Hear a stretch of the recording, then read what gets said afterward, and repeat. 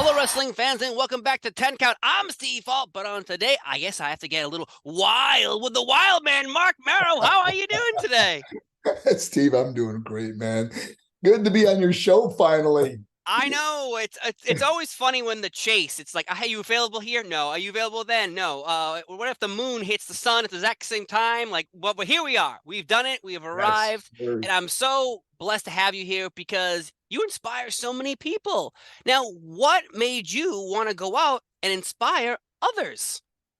I just always found that there's no greater joy than helping another person. We all look for happiness in life, and I got to tell you something. There's when you help someone else going through something, especially when you have life experiences, and many of the things I've gone through in my life that were very difficult. And learning how to kind of weave your way through certain things in life, and I'm able to share and help other people, weave their way through certain adversities in life. And it's just been, it's hard to believe. It's been 16 years now that I've been speaking all over the world. I mean, we even did schools in Russia. That's how Wow. crazy it is. Yeah. We were in Guatemala right before the pandemic came, and now we're back at it full time again. And I just enjoy it so much. So then how did this even start? Like what was the first someone contacts you, hey, I want to do a speech, and then from there, obviously, one after another after another. Like how did the first one happen? Never forget, it was 2007, and Melbourne High School in Melbourne, Florida called me and asked me if I would just come and speak to their football team, because they knew I was an athlete. I used to be in wrestling, Yeah. in football, hockey, boxing, all these different sports. So they wanted me to come and just speak to their football team. And I thought, oh, that'd be pretty cool. I went and spoke to 40, 50 players or whatever it was. And next thing I know, I started getting like emails and messages through social media saying, man, that really inspired me and changed my life. I thought, oh, that was really cool. But unbeknownst to me, I didn't know that they called another school and said, hey, we just had Marc Mero speak to our kids and they really enjoyed it. Well, that school decided to have me come in and speak to the whole school in their auditorium. And then it just kind of snowballed. And then one of my videos went viral. And it's just been an incredible journey. And like I said, thousands and thousands of schools and traveling all over the world. And it's so funny, Steve, when I had my last wrestling match with WWE was I was in London, England for a pay-per-view. And I remember flying home thinking, oh my gosh, no more travel, no more, you know, uh, airplanes and hotels and rental cars and the whole 9 yards. And next thing you know, I'm right back at it, man. You thought you got out, but they pulled you back I in did, in a but you different know way. what? In wrestling, we go out and entertain people, and now I literally can go out there and inspire people and change lives, and maybe even sometimes save a life from a student that was suicidal or going through a really difficult period of their life.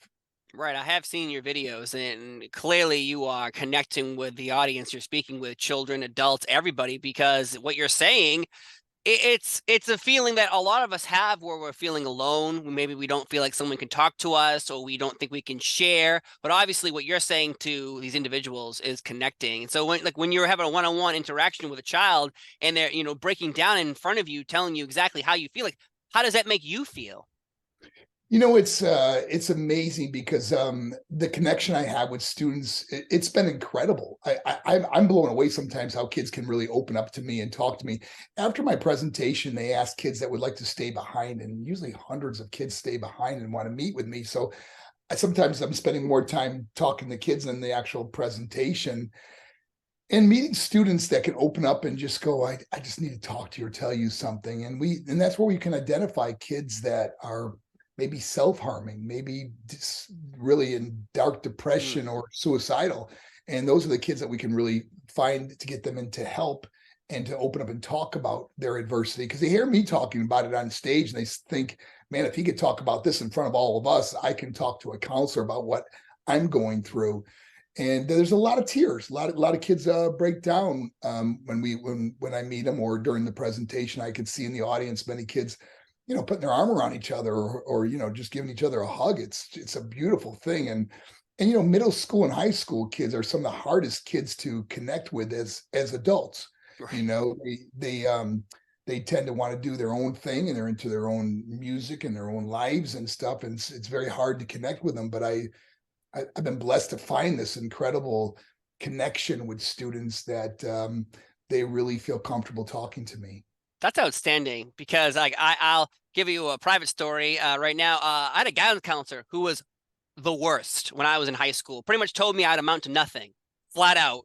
And then years later, I think I bumped into her, and I gave her a slight piece of my mind as an adult, and I said, that was the worst advice you ever could have given me, but also the best, because I went out and did what I wanted to do and achieve my dreams and goals, but without any inspiration. Like, the straight A students don't really sometimes need that help. The kids who have F's and D's, sometimes, more than likely, need that extra push, extra help, extra hand. And it's just so great to see you out there doing that for all these kids. But let's talk about some wrestling for 1 second, because I love Wildman Marc Mero. I love Johnny B. Bad. But who would win in a battle, in a ring? Johnny B. Bad versus Wildman Marc Mero. Who do you think would win? I got to tell you, I enjoyed the Johnny B. Bad character so much more. It was actually really difficult when I first came to WWE, and we were in creative, and we were trying to figure out, because we realized we can't use the character Johnny B. Bad from WCW because they own that character.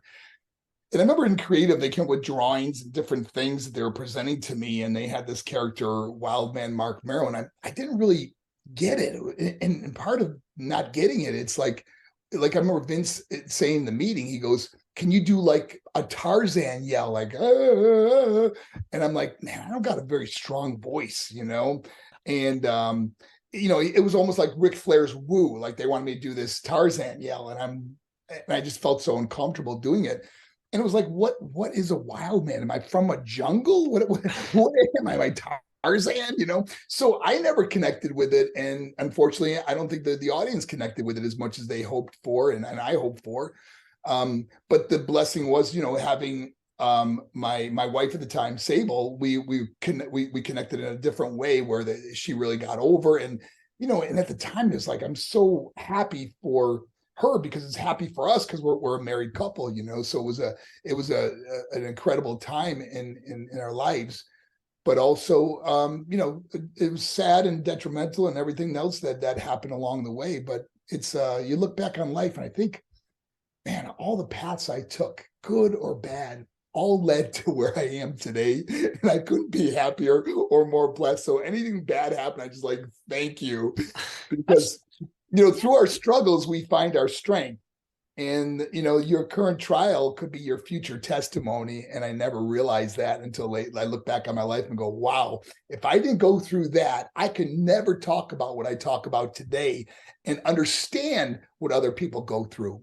That's true. That's a good point. Yeah, the path we're always on, we never realize that sometimes we have to see through the trees to get to the forest. But also, though, it's interesting you say that you didn't connect, because I connected with the Wildman Marc Mero character. I did. I I've love seen that from the beginning. Yeah, I loved them. I loved them I so haven't much. seen that in a long time. Oh, I'll do it all day for you. Yeah, that was from oh gosh, what was the name of that John Travolta movie he was in? Where Saturday Night Fever? No. It was later on, Quentin Tarantino movie. Pulp Fiction. Pulp Fiction, yeah, where he when he's dancing. That's where that all came from. And it was like just some, it was like, what am I trying to do with this character? But I gotta tell you, let me go back a little bit further, okay? The reason why I enjoyed the Johnny B. Bad character so much was it was so far from who I really am. It was like a total acting job, so it was kind of fun. But the reason why I enjoyed that so much was Dusty Rhodes created that character, and he was my mentor. So many times Dusty would get to the arena early with me, and he'd show me how to walk and talk. And I got to tell you, that one-on-one time I would have with Dusty was some of the funniest. I only wish there was cameras back then, because Dusty was doing the Johnny B. Bad, and flamboyant Dusty was. He'd walk up and he goes, "This is how I want you to do. I want to walk up to the microphone. You grab it and you say, 'I'm so pretty, I should remember when a little girl.'" and I'd be laughing so hard, because it's like, how am I going to do this? But obviously, eventually, we pulled it off, and Johnny B. Bad became a very popular character at that time. So it was. But those are the memories I have when I think about the Johnny B. Bad. Was the time I got to spend one-on-one with Dusty Rhodes, my mentor. Yeah, of course. But like Bruce Pritchard on a podcast once said that Wildman Marc Mero was the character was not ready for the Intercontinental Championship. I disagree. So your connection with the audience, you feel like was a little off, but did you feel like your character, you yourself, were ready for the Intercontinental title? Because as an audience member, I didn't see like flaws. I didn't see any holes. I didn't see nothing. I was like, yep, I agree. He's the number 2 according to the World Championship versus Intercontinental title. Like, how did you feel? I thought I was ready for it. I mean, my wrestling has improved so much. I mean, I got in at 31 years old, and by the time I got to WWE, I was I think 35. So I've learned a lot over those years and wrestled some of the greatest wrestlers in the world that taught me so much. And I thought I was ready for it, or I felt I was, but I realized the company wasn't going to give me the push. They weren't going to get behind me. And because I had it for a short time. And it was kind of disappointing, dropping it, I think a month later, dropped his Triple H, which was his first championship, was the Intercontinental title that he won from me.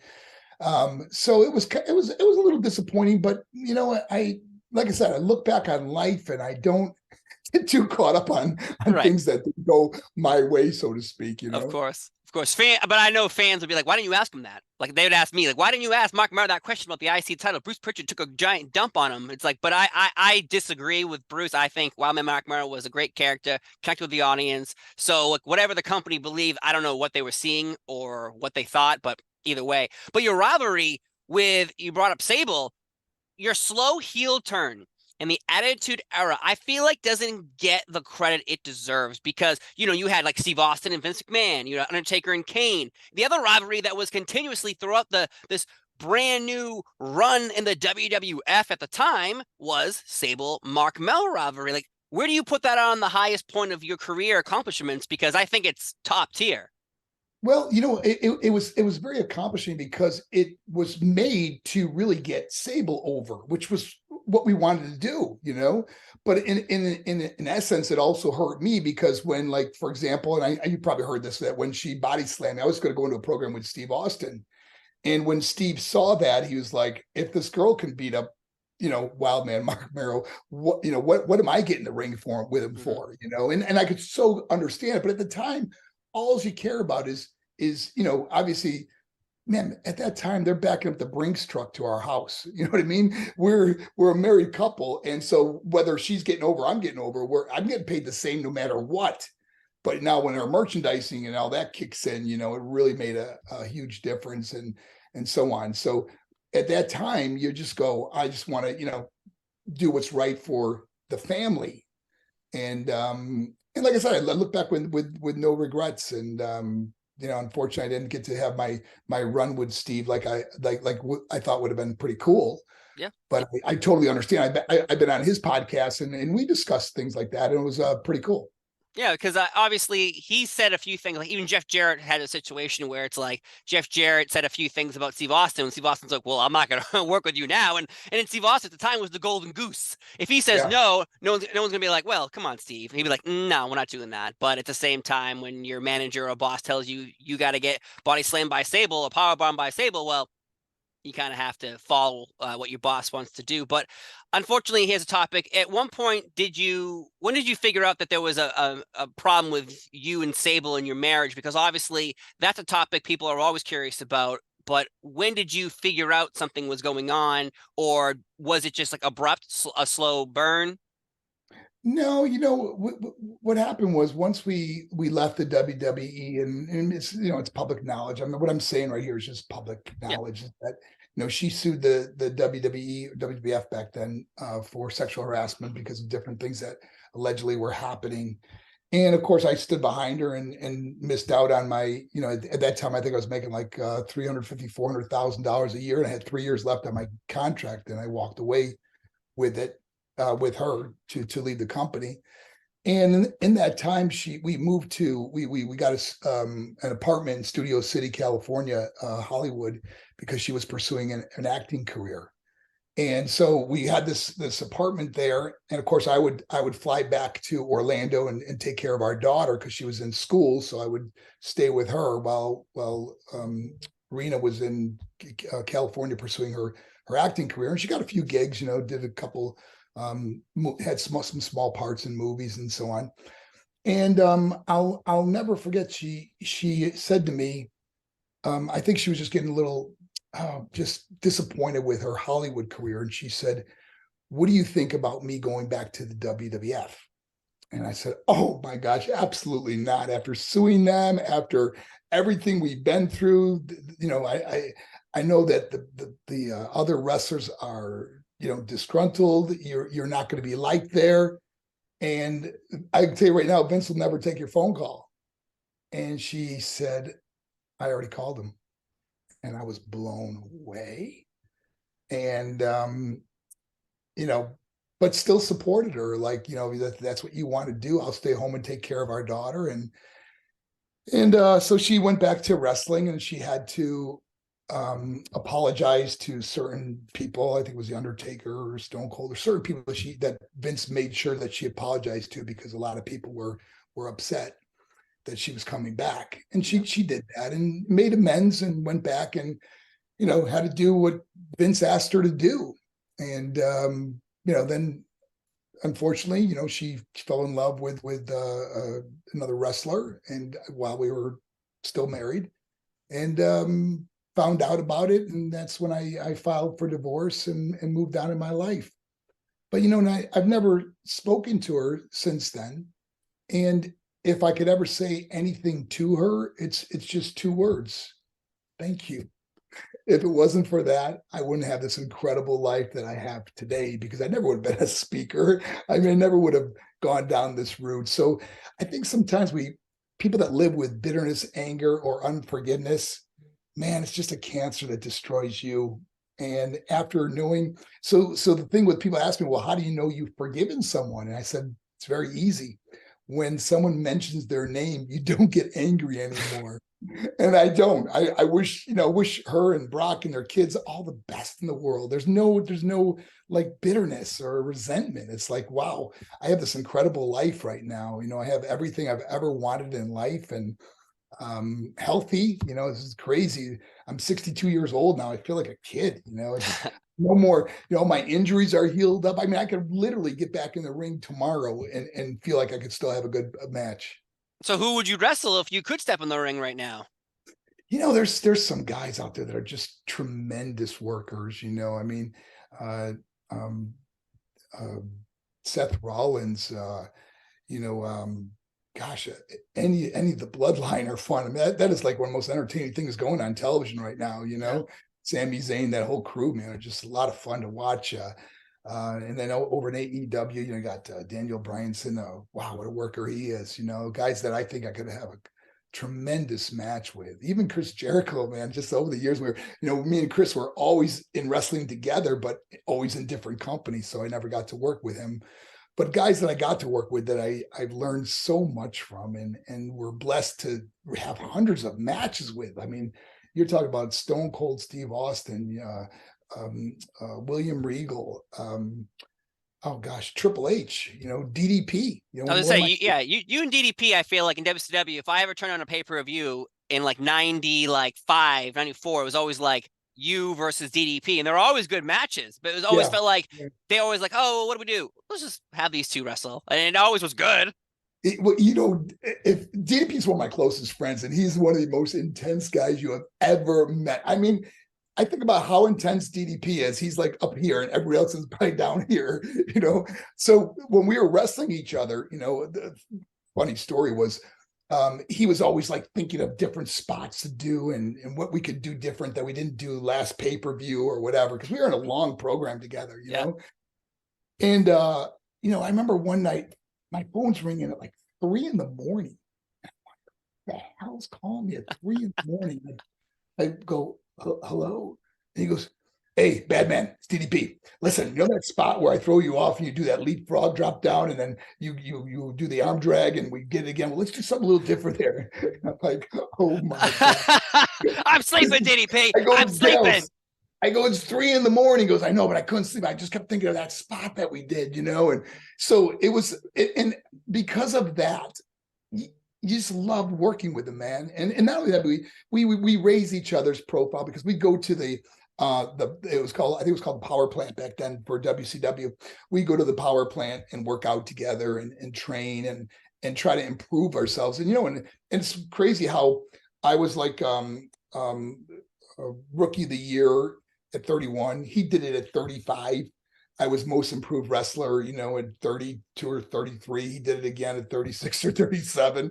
So it was like we mirrored each other in so many ways, and we worked well together. And then who'd ever think that after wrestling, we both have this amazing ability to help other people? Dallas is with his DDPY that's changing and saving lives, man. It's just incredible. And then, of course, me with going to schools and working with the youth, two different things, but both at the same time helping and making a difference, changing and sometimes even saving lives. That's amazing that you both kind of did the same exact thing. Though Johnny B. Bad, the character was so, I guess the word would be like flamboyant. Like people would. Did you ever get like, this is the early '90s. Was there hate towards Johnny B. Bad because of the flamboyancy? Because sometimes they would lean into it, like glitter, and you'd be having some makeup on your face. Like this is before Goldust showed up. Like Johnny B. Bad wasn't groping men. Goldust was, obviously that was his character. Goldust took the heat off of Johnny B. Bad. Yeah, I know. Like, and if anyone was mad at Johnny B. Bad, all that went right on top of Goldust. So but was another guy I loved working with was Dustin. But anyways, yeah, when I first did this character, Dusty, because he saw it as the Little Richard character, right, of course. And he had me wearing a lot of makeup. But as the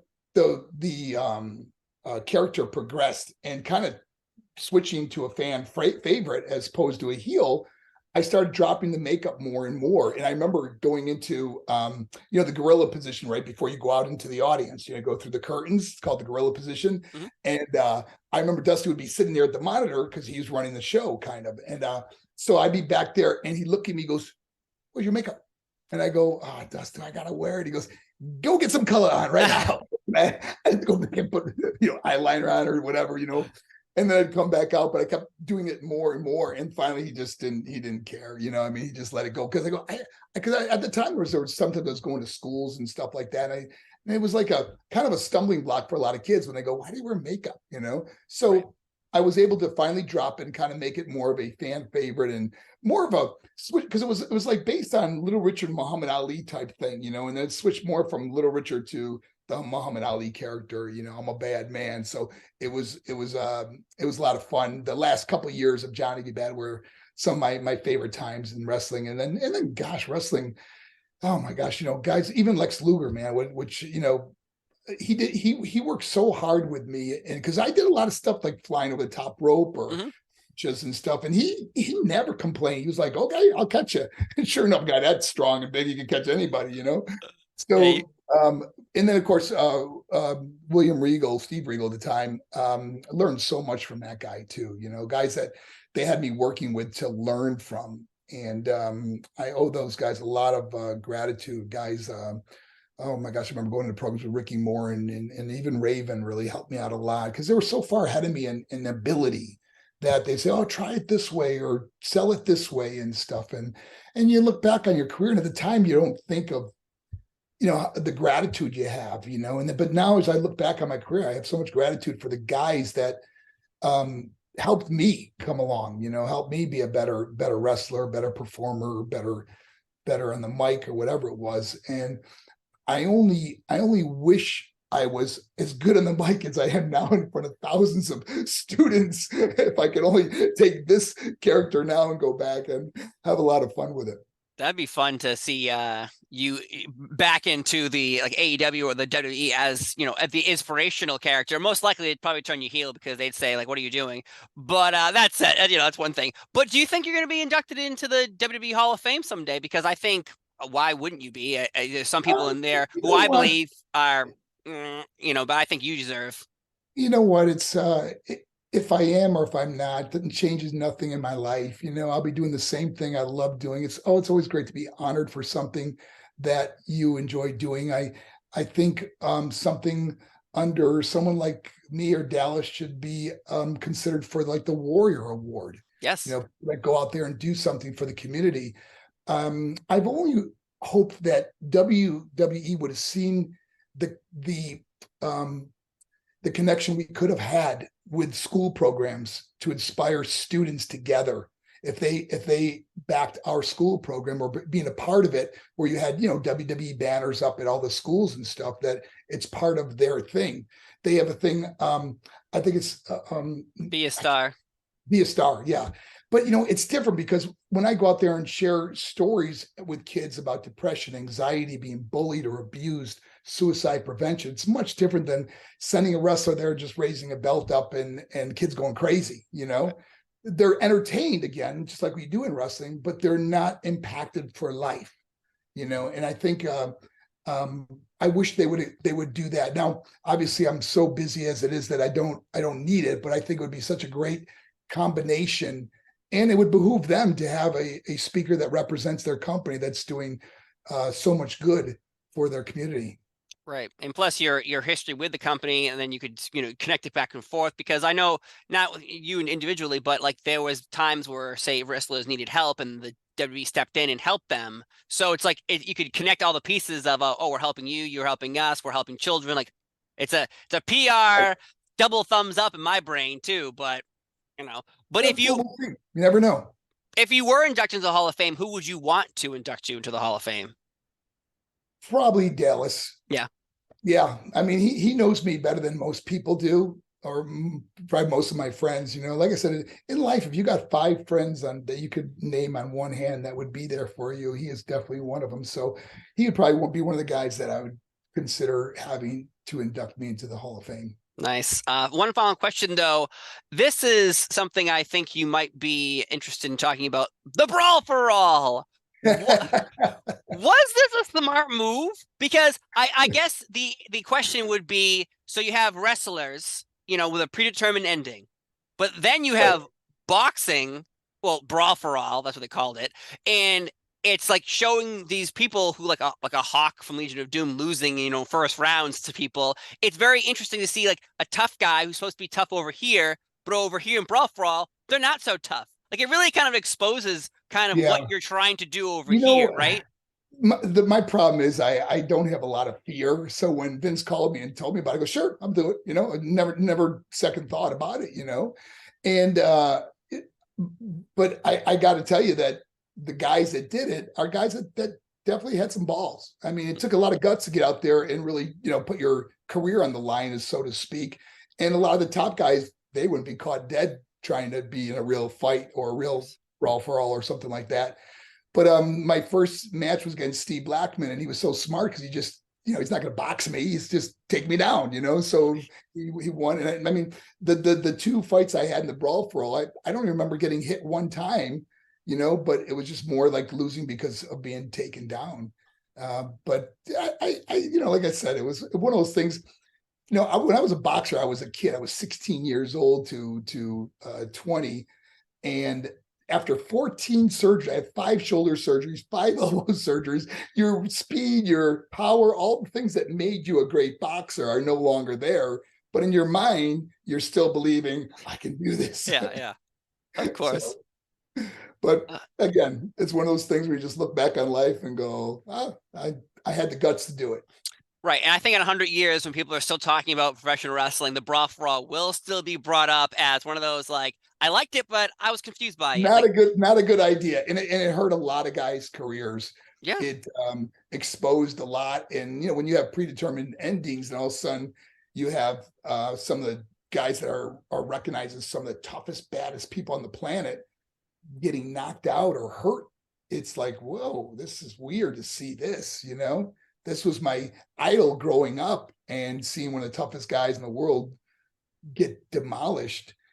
And then, of course, watching what Butterbean did to Marc Gunn at the pay-per-view was devastating. Now here you got one of the toughest guys that's probably going to go into a program with the top guys in the company because of what he did, the Brawl for All, and then getting demolished. It was, it ruined his career too, when you really look back on it.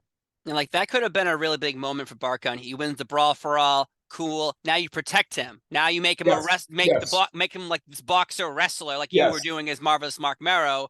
But like now he has the Brawl for All behind him, so he can do this thing where he just knocks people out in the ring, with a wrestling punch versus a yes, boxing yes. punch. No, They could have really built him up strong and made it a great career for him because he went through all that and then just to lose it all in just a few minutes was devastating. That's what the whole Brawl for All was, just a terrible, terrible idea from beginning to the end. yes, and then many people have just said different stories of like, I don't know, and this is true. These are stories you read online where like JR was pissed that Dr. Death C. Williams didn't win, so they fed Bart Gunn to Butterbean, or it was supposed to be Dr. Death's tournament to win. It was supposed to make JBL look bad because of Vince Russo not liking him. Like there are so many like weird stories of why the Brawl for All was a thing, but yet it's still one of those things we're still talking about today. So I guess it's a good thing that it happened. Yeah, I remember when Steve Blackman was injured, they put me back in, and I had wrestle or fight Bradshaw, and he was one of those guys that at that time I didn't like him. He was kind of he was kind of perceived as a bully, and he didn't like me, and we knew that, so I was like, I couldn't wait to get in the ring with him. And we went to a 3-round draw. I don't know if you remember that. And then we had to go one more round, and he took me down, and I thought I won, but they gave the decision to him. But it doesn't even matter. But I got to tell you what the cool thing about it is, today him and I are friends. Like, I am so proud of what he does.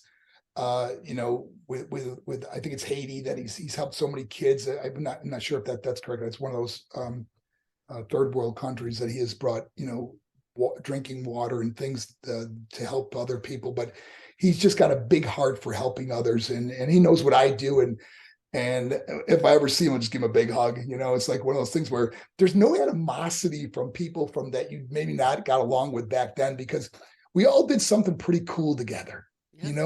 There was this camaraderie that you don't realize you had, and maybe till later on in life you look back and we go, very few people get to do what we did. And who wants to be upset or mad at someone from something from 20 or 30 years ago? Right. Yeah, I agree. The Attitude Era will forever be one of the greatest wrestling points of all time. But I am just so happy that I got to talk to Wild Man Marc Mero today. It was truly an Steve, honor. don't ever do that again, okay? I'm telling you right now, okay? Because I will kick your booty with my tutti frutti. Oh no, the boomstick's coming out, folks.